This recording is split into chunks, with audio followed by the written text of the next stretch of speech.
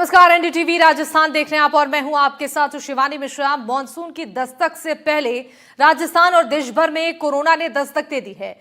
देश में 1009 से ज्यादा कोविड पॉजिटिव मरीज सामने आ चुके हैं। 3 लोगों की मौत भी हो चुकी है। इसमें बेंगलुरु में 84 साल के बुजुर्ग, महाराष्ट्र के ठाणे का 21 साल का युवक और जयपुर में मिला अधेड़ लावारिस कोविड संक्रमित शामिल है। देश में 20 से ज्यादा राज्यों में कोविड संक्रमित मिल चुके हैं। इनमें केरल, महाराष्ट्र, गुजरात, राजस्थान, उत्तर प्रदेश, दिल्ली, तमिलनाडु, झारखंड, पश्चिम बंगाल और कर्नाटक में सतर्कता बरती जा रही है। अस्पतालों में ICU bed, oxygen supply, ventilator और जरूरी उपकरणों और दवाइयों के बंदोबस्त जांचें परखे जा रही हैं। राजस्थान में भी 15 से ज्यादा कोविड संक्रमित मिल चुके हैं। मानसून का दक्षिण भारत में प्रवेश हुआ है और केरल में सबसे ज्यादा कोविड के केसेस 430 रिकॉर्ड हुए हैं। उसके बाद महाराष्ट्र में 209 से ज्यादा कोविड के मामले हैं। राजधानी दिल्ली की बात करें तो यहां पर 104 और गुजरात में 83 से ज्यादा कोविड के केसेस सामने आ चुके हैं। डीडवाना में 2 महीने की नवजात बच्ची कोविड पॉजिटिव पाई गई है, जिसका इलाज एम्स जोधपुर के एनआईसीयू में चल रहा है और जोधपुर एम्स में 4 कोरोना संक्रमित में से 3 संक्रमित बच्चे हैं। चौथा संक्रमित 38 साल का युवक है। आरएनटी उदयपुर में 27 साल का एक युवक पॉजिटिव मिला है और एटर्नल हॉस्पिटल जयपुर में 68 साल का वृद्ध संक्रमित पाया गया है, जो अजमेर के केकड़ी का निवासी है और जयपुर में 4 कोरोना पॉजिटिव मिल चुके हैं। राजस्थान के 9 शहरों में कोरोना संक्रमित मरीज मिल चुके हैं।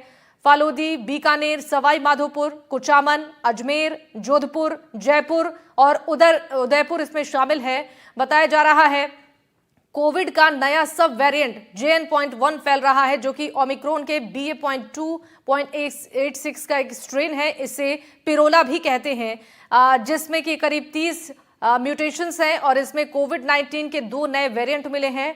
WHO ने दोनों वेरिएंट्स को निगरानी में रखा हुआ है।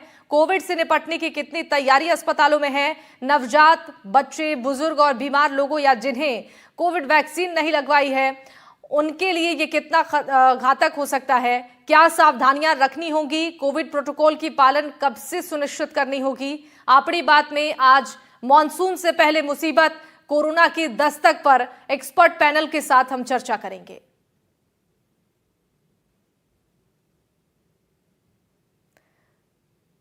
तो कोरोना के मामले देखिए लगातार बढ़ते जा रहे हैं और देश भर में कोविड पॉजिटिव मरीजों की संख्या में इजाफा हुआ है। ऐसे में भारत में जो कोरोना के नए वेरिएंट की एंट्री हुई है वो कितना घातक है, किस तरीके से संक्रमण फैल रहा है, इस पर आज हम चर्चा करेंगे। अभी पिछले हफ्ते के अंदर टोटल मिलाकर के 4 पेशेंट्स जो है वो पॉजिटिव आए हैं कोविड के लिए।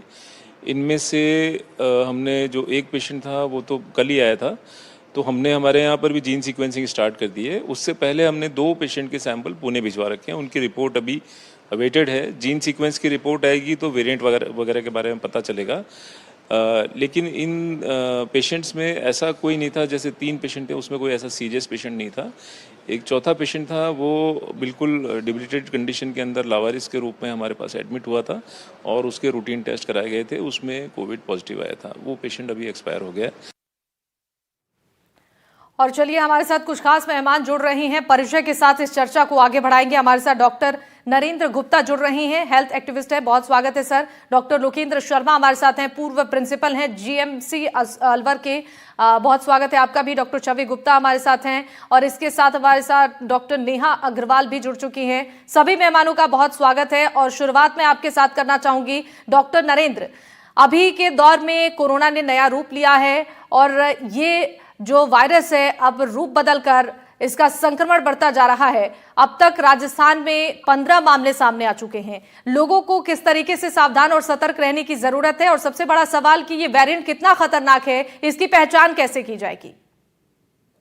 बहुत बहुत धन्यवाद। आपने इस बहुत ही महत्वपूर्ण और अभी जो एकदम हमारे लिए एक विशेष परिस्थिति बनाने वाला जो ये कारण बना है उस पर चर्चा आयोजित की है। जैसा आप कह रही हैं कि ये देखिए लगातार निरंतर ये जैसे जैसे टेस्ट किए जा रहे हैं वैसे वैसे नए नए रोगी कोविड-19 के मिल रहे हैं अपने को।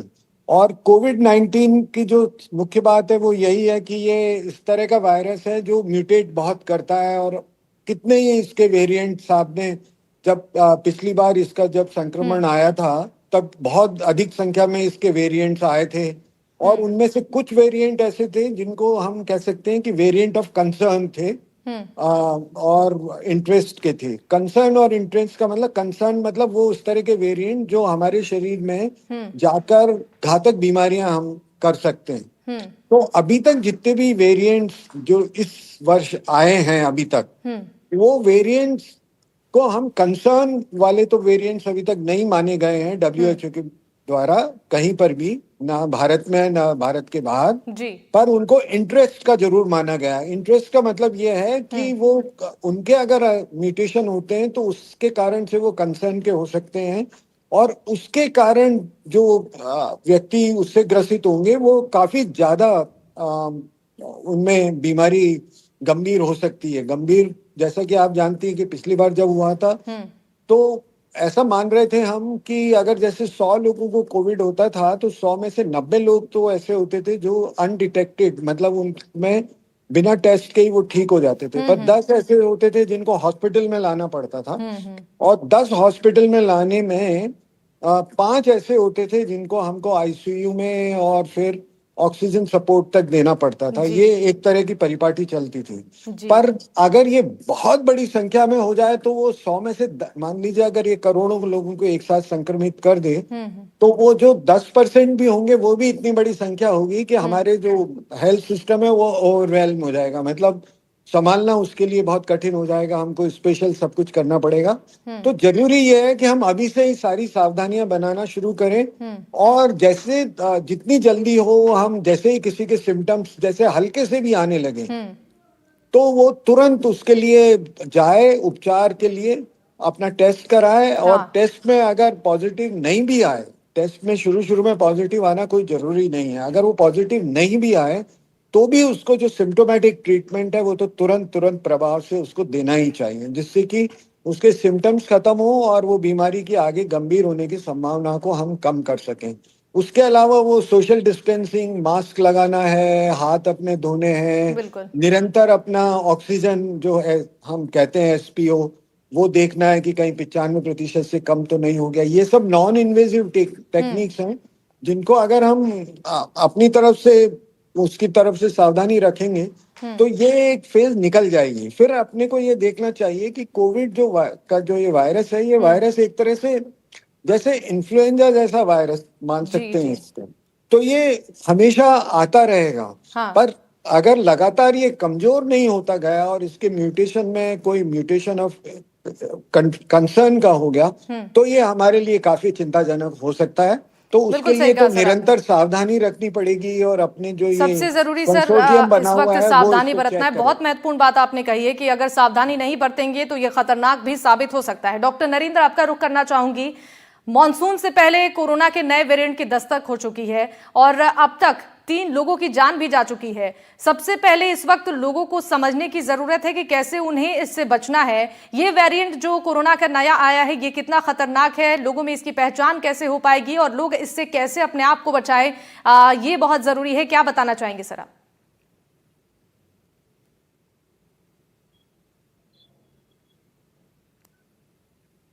जी डॉक्टर नरेंद्र।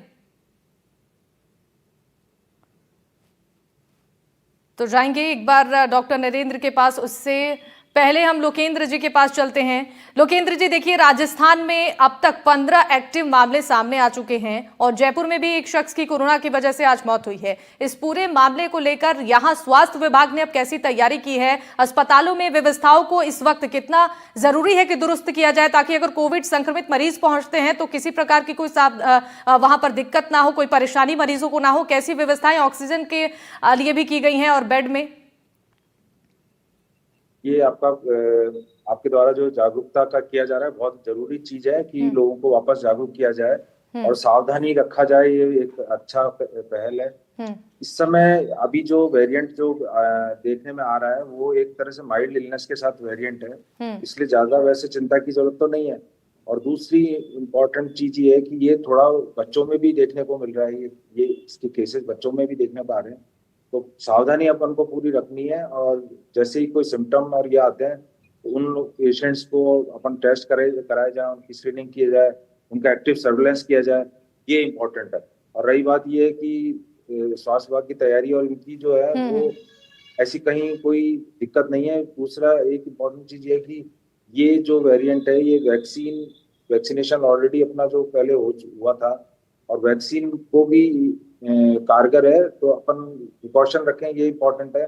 बाकी रही ऑक्सीजन की, इनकी कहीं भी स्वास्थ्य विभाग की तरफ से अलर्ट जारी हुआ है, सभी तरफ से गाइडलाइंस आ चुकी हैं, इसलिए ज्यादा विशेष परेशानी की या टेंशन करने की जरूरत नहीं।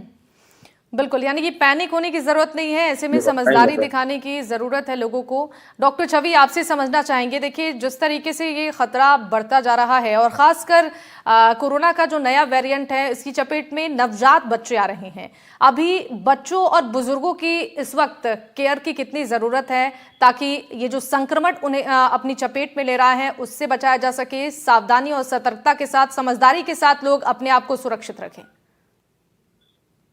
देखिए, सबसे पहले तो मैं आपको ये बताना चाहूंगी कि ये जो एक नया वेरिएंट है, ये ओमनिकोरॉन जो हमारा थर्ड वेव आया था, उसी का one of the descendant variant है। तो इस वेरिएंट में इन्फेक्शन स्प्रेड होने की यानी कि ट्रांसमिसिबिलिटी की क्षमता ज्यादा है, यानी कि ये एक समय पे ज्यादा लोगों को ग्रस्त कर सकता है। अब वायरस की एक खास बात होती है, अगर उसकी प्रॉपर्टी में कोई आता है, जैसे मान लीजिए अगर इस वायरस की ट्रांसमिसिबिलिटी इंक्रीज हो गई तो उसका विरुलेंस कम होता है, क्योंकि ये वायरस का एक नेचुरल कोर्स होता है। लेकिन कोई भी अगर इस तरीके का वायरस है, अगर हम कहें कि ट्रांसमिसिबल ज्यादा है, सिम्टम्स इसके माइल्ड है, माइल्ड कफ, कोल्ड, हेडेक, फीवर तक ही है, लेकिन जो नवजात शिशु हैं या जो बुजुर्ग हैं, जो या फिर जो और कोई इम्यूनो कॉम्प्रोमाइज्ड पेशेंट्स हैं, उनमें कई बार मामूली सा वायरस भी काफी खतरनाक साबित हो जाता है। तो ऐसे केस में इन लोगों को सतर्क रहने की और सावधान रहने की जरूरत है, लेकिन इस टाइम पे भी पैनिक करने की कोई आवश्यकता नहीं है, क्योंकि इसके देखिए ये वायरस के केसेस आते रहेंगे, आगे भी बीच बीच में हो सकता है नए वेरिएंट्स आते रहे और पोस्ट पैंडेमिक फेज के बाद ये हो सकता है वायरस एंडेमिक फॉर्म में कन्वर्ट हो जाए। तो अब भी हमें इस केस में जो भी हमारे बुजुर्ग हो गए, नवजात बच्चे हो गए, इम्यूनो कॉम्प्रोमाइज्ड हो गए, प्रेग्नेंट फीमेल्स हो गई, इनका खास तौर पे ध्यान रखने की जरूरत है, क्योंकि हम ऑलरेडी कोविड की या कोरोना वायरस की 3 वेरिएंट्स और पीक्स देख चुके हैं। हम सब जानते हैं कि हमें कोविड एप्रोप्रिएट बिहेवियर क्या होता है और हमें कैसे इसके लिए अपने आप को बचाना है। तो बस आपको अपना गियर कम नहीं करना है, आपको कोविड एप्रोप्रिएट बिहेवियर पे वापस शिफ्ट होना है। बिल्कुल मैम, सही कहा आपने। डॉक्टर नेहा, आप को इस पर जोड़ना चाहूंगी। देखिए, चूंकि लोग लगातार अब काफी रिलैक्स हो गए थे क्योंकि कोरोना के मामले कम हो रहे थे, लेकिन अब नए वेरिएंट के दस्तक के बाद अब लोगों को सावधान रहने की कितनी जरूरत है? कैसे अपने आप को एक बार फिर से तैयार रखना कि अगर ये संक्रमण फैलता है तो हम अपने आप को अपनी समझदारी से सुरक्षित रखें, जो प्रोटोकॉल पहले थे कोरोना को लेकर उसे फिर से पालन किया जाए, वो जो सावधानियां बरतने की जरूरत है एक बार फिर से उसको अलर्ट रहकर अपनों और अपना भी ध्यान रखना, ऐसी सिचुएशन में पैनिक ना होना, ये कितना जरूरी है इस वक्त? जो न्यूबॉर्न बेबीज होते हैं, बेसिकली जो हमने लास्ट वेव में देखा है उसमें इलनेस इतनी ज्यादा सीवियर नहीं होती है। जो लास्ट टाइम का डेटा है, ऑलमोस्ट कुछ 500-600 बेबीज थे जो हमारे प्रूवन थे, जो एडमिट हुए थे, लेकिन उसमें भी ऑलमोस्ट 70% बेबीज थे जो हमारे दे वर ईदर एसिम्प्टोमेटिक या उनमें कुछ ज्यादा सिम्टम्स नहीं थे। और उनमें भी हमें जो भी मैनेजमेंट था, जो एक न्यूबॉर्न का मैनेजमेंट होता है, हमने उसी प्रोटोकॉल को फॉलो किया था and luckily the mortality was not very high. हमने उन सबको अच्छे से ही सारे बच्चे सेव हुए थे। सो बेसिकली इसमें न्यूबॉर्न्स के लिए हमें डेंजर साइंस का ज्यादा ध्यान रखना होता है, जैसे कि उनकी एक्टिविटी कैसी है, उनकी फीडिंग कैसी है, because fever they may have on end of. उसके अलावा उनका ओवरऑल लुक कैसा है, उनकी ब्रीदिंग एफर्ट्स कैसे हैं, इन चीजों को हम घर पे भी मॉनिटर कर सकते हैं। And the main thing is कि हमको precaution is the most important. Newborn baby के लिए भी प्रिकॉशन सबसे इम्पोर्टेंट है, विजिलेंस इज मोर इम्पोर्टेंट।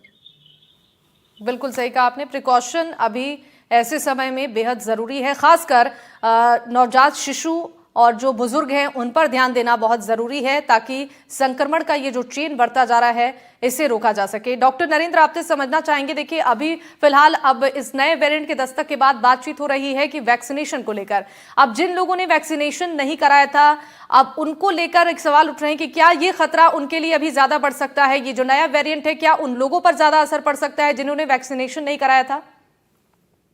संभावना है, पर आप देखिए कि जो वैक्सीन पहले बने हैं, हालांकि जो पहले वैक्सीन बने हैं उनसे कुछ लेवल तक की इम्यूनिटी होगी और रही होगी, पर अभी तक यह पूर्ण रूप से स्थापित नहीं है कि वो जो पहले वैक्सीन लगे, चाहे वो कोविशील्ड लगा या कोवैक्सीन लगा, उन दोनों वैक्सीन के लगने से जो इम्यूनिटी है वो अभी तक बनी हुई है, और ये जो वेरिएंट्स हैं उनके ऊपर वो इफेक्टिव है कि नहीं है, ये सब चीजें अभी जब तक टेस्ट नहीं हो जाएंगी तब तक इसके बारे में निश्चित रूप से कुछ कहना मुश्किल है। पर ये तो निश्चित रूप से जिन लोगों ने पहले वैक्सीन जिनके लगा हुआ है वो उनको कुछ ना कुछ तो वो प्रोटेक्टेड हैं उनकी तुलना में जिनको बिल्कुल भी वैक्सीन नहीं लगा। और निश्चित रूप से जो हमारे जो इम्यूनो कॉम्प्रोमाइज लोग हैं, बुजुर्ग लोग हैं जिनकी इम्यूनिटी लेवल कम है, उनमें तो संभावनाएं इसके कारण रहती ही रहती हैं। तो ये सब चीजें तो ऐसी हैं कि अब हमको इन सब के बारे में किसी सीमा तक जानकारी है और हम इसके बारे में अलर्ट भी हैं। जो मुख्य बात है वो ये है कि ये एक इस तरह का रोग है जो कि कहीं एक जगह, एक क्लस्टर में, एक पॉकेट में, एक इलाके में नहीं है, ये बहुत वाइड स्प्रेड है। जैसा आपने देखा केरल में इतने सारे केस हैं, तो बेंगलोर में भी हैं, फिर राजस्थान में भी हैं, और जगह भी मिल जाएंगे जहां जहां पर भी टेस्ट होंगे। तो ये बताता है कि ये वाइड स्प्रेड है, सब जगह है ये, पर ये सबको उस ढंग से नहीं अफेक्ट कर रहा है जिससे कि उनके सिम्टम्स आ रहे हैं और वो सिम्टम्स के लिए ट्रीटमेंट के लिए हॉस्पिटल या कहीं हेल्थ फैसिलिटी को अप्रोच कर रहे हैं। तो ये तो नहीं हो रहा है, तो इसका मतलब है कि ये है तो वाइड स्प्रेड। अब यही है कि अगर ये वाइड स्प्रेड है, कब ये फ्लेयर कर सकता है, नहीं कर सकता है, ये कुछ कहना बहुत मतलब स्पष्ट नहीं रहता इसके लिए। तो इसके लिए तो यही है कि हम जागरूक रहें, और जैसे ही हमारे को कोई भी सिम्टम्स इस तरह के आए जो हमको लगे कि हो सकते हैं संभावना इसके कारण से, मतलब उनको टाले नहीं कि भाई अभी डिले कर लेते हैं। अगर वो सब किया गया तो निश्चित रूप से हम इसमें बहुत आसानी से इसको कंट्रोल और रेगुलेट कर लेंगे। और फिर ये एंडेमिक तो ऐसा संभावना है कि रहने ही वाला है, मतलब एंडेमिक मतलब ये उपस्थित तो रहेगा ही, बहुत ही चाहे लो लेवल ऑफ प्रेवलेंस पे रहे पर ये बना रहेगा, ये तो है ही। और यही एक कारण है कि अभी तक ये समाप्त नहीं हुआ, ये वापस आ गया। पिछले वर्ष भी कुछ केसेस तो बहुत ही कम पर रिपोर्ट तो हुए ही थे, पर अब ये थोड़े ज्यादा रिपोर्ट हो गए। तो महत्वपूर्ण यही है कि जो सावधानियां हम कर सकते हैं वो सावधानियां उतनी अधिक से अधिक लें, और उन सावधानियों के आधार पर ही हम इसको नियंत्रण और कोशिश में लाएं। बाकी दवाइयों की जितनी आवश्यकता है इसके लिए, जिस तरह की दवाइयां हैं वो सारी दवाइयां तो आजकल बहुत उपलब्ध हैं ही, और हॉस्पिटल्स भी इसके लिए अब लगभग सब तैयार हैं। पिछली बार की तरह ये नहीं होना चाहिए कि क्योंकि वो पहली बार था जब 2020 में, तब उस समय तो काफी कुछ सप्लाई चेन सिस्टम्स में बहुत ज्यादा प्रॉब्लम्स आई थी, पर अब तो हम बिल्कुल we are very well aware about everything. तो ये सारी चीजें बहुत आसानी से हम इनको मैनेज कर सकते हैं, और बिल्कुल सही कहा सर आपने। अभी जो स्थितियां बन रही हैं उससे निपटने के लिए पूरी तरीके से तैयारी पहले से ही जरूरी है। डॉक्टर लोकेंद्र, देखिए जो पहले तस्वीरें हमने देखी थी बेहद भयावह थी, जो फर्स्ट वेव था कोरोना का, उसमें अस्पतालों में जो व्यवस्थाएं थी, ऑक्सीजन सिलेंडर की कमी की वजह से कई लोगों की जान चली गई। इसके अलावा जो बेड की व्यवस्थाएं नहीं हो पाती थी क्योंकि मरीजों की संख्या लगातार बढ़ती जा रही थी। लेकिन अब समय हो चुका है और स्वास्थ्य विभाग को भी पता है कि अब तैयारियों को कैसे पूरा रखना है, कैसे हमें हर सिचुएशन के लिए पहले से ही तैयार रहना है, ताकि अगर मरीजों की संख्या बढ़ती भी है तो किसी प्रकार की कोई परेशानी अस्पतालों में ना हो। हाँ बिल्कुल, आपका कहना ठीक है। इस समय सभी को लोग एक्सपीरियंस्ड हैं कैसे मैनेज करना है चीजों को, और ऑलरेडी पहले ही ऑक्सीजन और इनकी व्यवस्थाएं भरपूर है। इस तरह की परिस्थिति में भी कहीं कोई परेशानी आने की संभावना दिख नहीं रही। और ये जो वेरिएंट है अभी तक ये माइल्ड फॉर्म का है। सबसे इम्पोर्टेंट चीज है कि माइल्ड फॉर्म में वेरिएंट है। दूसरा, वैक्सीन जो ऑलरेडी वैक्सीनेशन है अपन पहले से हो चुका है, उसके लिए भी ये इफेक्टिव है, वैक्सीन इनके लिए इफेक्टिव है। और दूसरा, इतना ज्यादा थोड़ा बहुत बच्चों में केसेस रिपोर्ट हो रहे हैं और सभी को पता है कोविड बिहेवियर का, सबको पता है, सभी लोग अवेयर हैं। तो प्रॉपर्ली सभी अपने कोविड बिहेवियर का पालन करें और उसका एज सच रूटीन में भी अगर कोविड बिहेवियर रखते हैं तो उसमें भी एज सच और बीमारियों में भी इसका फायदा होता है। तो अगर कोविड बिहेवियर का पालन किया जाएगा तो कहीं कोई इतनी परेशानी आने की संभावना नहीं है। जहां तक केसेस आ रहे हैं उसमें सीरियस केसेस नहीं है, माइल्ड फॉर्म के केसेस हैं, ना कोई बहुत ज्यादा एडमिशन हो रहे हैं। एडमिशन रेट को देखा जाता है। मॉर्टेलिटी अगर देखी जाए तो मॉर्टेलिटी भी का जो परसेंटेज है वो भी ऐसा कोई ज्यादा अभी तक फिगर ऐसा दिख नहीं रहा। बस ये है कि एक्टिव सर्वेलेंस की जरूरत है, वॉच रखें, वेट एंड वॉच रखें और कंटिन्यूस मॉनिटरिंग करते रहें, ये बहुत जरूरी है। स्वास्थ्य विभाग और गवर्नमेंट की जो भी डायरेक्शन आती है उसका पालन करते हुए और अपने स्वास्थ्य का ध्यान रखें। और सबसे इम्पोर्टेंट चीज ये है कि छोटे बच्चों में या इम्यूनो कॉम्प्रोमाइज्ड लोग हैं वो हमेशा ही एट रिस्क रहते हैं। वो चाहे कोविड अभी और भी बीमारियां वो एट रिस्क रहता है, तो उनको सबको उनके लिए प्रिकॉशन रखें, उनके लिए प्रॉपर टेस्टिंग कराई जाए, उनके लिए जांच कराई जाए, वो बहुत इम्पोर्टेंट है। बिल्कुल सही कहा सर आपने। डॉक्टर छवि, आपसे समझना चाहेंगे, देखिए संक्रमण के जो मामले बढ़ रहे हैं देश भर में, एक चिंता का विषय है और ऐसे में इस सिचुएशन में लोग पैनिक होते जा रहे हैं, क्योंकि मामलों में जो बढ़ोतरी हो रही है, बुजुर्ग और बच्चे सबसे ज्यादा इसके शिकार हो रहे हैं। इस सिचुएशन में पैनिक होने की जगह लोगों को कैसे अपनी समझदारी से निजी स्तर पर अपने आप को सुरक्षित रखने की जरूरत है, क्योंकि देखिए सरकार की ओर से और प्रशासन की ओर से, स्वास्थ्य विभाग की ओर से तो एडवाइजरी जारी ही की जा रही है, लेकिन अपने स्तर पर लोगों को अपनी सुरक्षा सुनिश्चित करना इस वक्त में कितना जरूरी है? कि अपने स्तर पे लोगों को वापस से वही कोविड एप्रोप्रिएट बिहेवियर को अपनाना होगा। ज्यादा भीड़ बड़ा इलाके में ना जाएं, स्पेशली बुजुर्ग और इम्यूनो कॉम्प्रोमाइज्ड लोग। अगर जा रहे हैं तो मास्क लगाएं। अगर कहीं बाहर से ट्रैवल कर आ रहे हैं, फ्लाइट से, ट्रेन से, तो कोशिश करें अगर सिम्टम्स आ रहे हैं तो ऐसे लोग अपने आप को घर में बच्चों से और बुजुर्ग से थोड़ा सा दूर आइसोलेशन में रखें। मैं ये नहीं कह रही हूँ कि कंप्लीट आइसोलेशन में रहने की जरूरत है, बट थोड़ा सा इन सब समझदारी के स्टेप से हम इन्फेक्शन को स्प्रेड होने से बचा सकते हैं। नियमित रूप से हाथ धोएं। खांसी छींक आने के समय अपने आप उसको स्नीजिंग के टाइम पे रुमाल से या हाथ से मुंह को कवर करें। यही सब जो छोटे छोटे कोविड एप्रोप्रिएट या पॉइंट्स हैं, वही तरीका है जिससे लोग अपने आप को इस बीमारी से बचा सकते हैं। बिल्कुल, यानी कि अपने आप को सुरक्षित रखने के लिए आपको कोविड प्रोटोकॉल का पालन करना ऐसे समय में बेहद जरूरी है। डॉक्टर नेहा, आपसे समझना चाहेंगे, देखिए लगातार कोरोना के जो मामले हैं वो बढ़ रहे हैं और अलग अलग जगहों पर अभी तक कई मामले देश भर से सामने आ चुके हैं। एक बार फिर से देखिए लोगों के अंदर जागरूकता की जरूरत है। हालांकि प्रशासन की ओर से तो लगातार कोशिश की जा रही है कि लोगों को जागरूक किया जाए, लेकिन आपसे ये समझना चाहेंगे, एक जो रिलैक्स मोड में लोग चले गए थे क्योंकि कोरोना के मामले कम हो रहे थे, अब वेरिएंट बदल चुका है, मामले भी बढ़ रहे हैं, तो ऐसे में अभी सावधान और रहने की कितनी जरूरत है और कैसे अपने आप को लोग सुरक्षित रखें? साथ ही साथ डाइट को लेकर भी बच्चों और बुजुर्ग के इस वक्त घर वालों को कितना ख्याल रखने की जरूरत है? जो न्यूबॉर्न बेबीज होते हैं उसमें कुछ हमारे बेबी जैसे कि प्रीटर्म बेबी है, दे आर वेरी सेंसिटिव, उनकी इम्यूनिटी बहुत कम होती है, तो छोटा सा भी इन्फेक्शन उसमें बढ़ने का रिस्क ज्यादा होता है। तो प्रिकॉशन इज वेरी इंपॉर्टेंट। अगर बच्चा ब्रेस्ट फीड पर है तो मदर को रेस्पिरेटरी हाइजीन जैसे कि ट्रिपल लेयर मास्क, अगर मदर को सिम्टम्स है तो उन्हें ट्रिपल लेयर मास्क पहनना चाहिए, फ्रीक्वेंट हैंड वॉशिंग करनी है, but at the same time breast feeding continue करनी है। Even if mother is having symptom तो ब्रेस्ट फीडिंग डिसकंटिन्यू नहीं करना है। बच्चे को मम्मी से आइसोलेट करने की जरूरत नहीं है बच्चे के लिए। और अगर बड़े बच्चों की बात करते हैं तो वो सेम चीज एप्लीकेबल होती है कि अगर बहुत ज्यादा भीड़ वाले एरियाज में नहीं जाना है, स्पेशली जो न्यूबॉर्न्स होते हैं, क्योंकि उनमें रिस्क ज्यादा हो सकता है। तो कम से कम हमें भीड़ वाले एरियाज में जाना है, प्रिकॉशन लेना है, बच्चों के लिए हेल्दी खाना खाना है। एज सच अलग से कोई इसके लिए ट्रीटमेंट नहीं है। तो और बच्चों के लिए मास्क अभी as such less than 6 years में हम लोग रिकमेंड नहीं करते हैं। अगर पहनना भी है तो वो पेरेंट्स के सुपरविजन में ही पहनना है उनको। बिल्कुल। डॉक्टर नरेंद्र, आपसे ये समझना चाहेंगे, देखिए जो नया वेरिएंट आया है कोरोना का, इसकी पहचान करना, इसके सिम्टम्स को समझना, किस तरीके से लोग समझे कि उन्हें अगर किसी तरह की कोई सिम्टम नजर आ रही है तो वो अपने आप को कैसे डॉक्टर के पास उनसे संपर्क करे और अपने स्तर पर भी कैसे सुरक्षा और सावधानी बरतें? क्या ये वेरिएंट है जो नया आया है उसके सिम्टम्स अलग हैं?